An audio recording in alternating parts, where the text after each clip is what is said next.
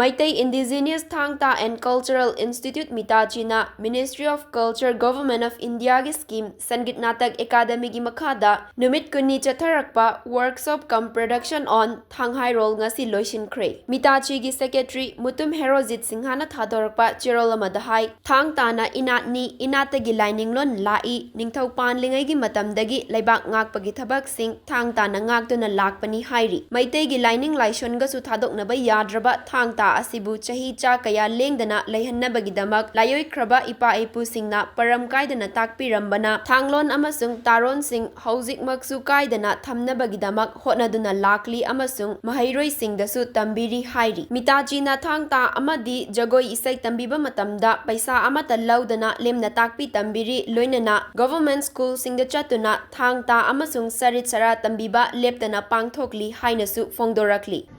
Kriti doctorate matern da koi kongar pan Thangta ki koi ki jaren body ki meeting ama tawi maruda mamadin chana MLA oi tamha asa chu yaw mayam puna Thangta ki maram da phaba nga ka thagat patang nga ngangbi dai ama song maram ten kriti ki species da nongmei ki patang Thangta ka thungten oi hairam ko da ai jing ngai ye Puji Pawu kau tu, hai jai ni jom kini panting lagi pakai muka orang lagi sangkan atau pematam dunia. Ada koi na tahu jadi mesti madu ki wakalan dari nacati. Ai susu angang orang itu,